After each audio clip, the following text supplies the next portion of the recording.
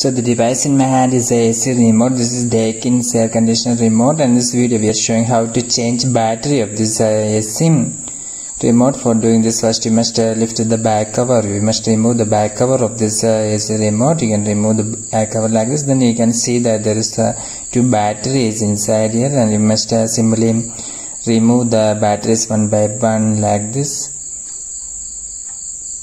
So you can remove and replace these batteries very easily.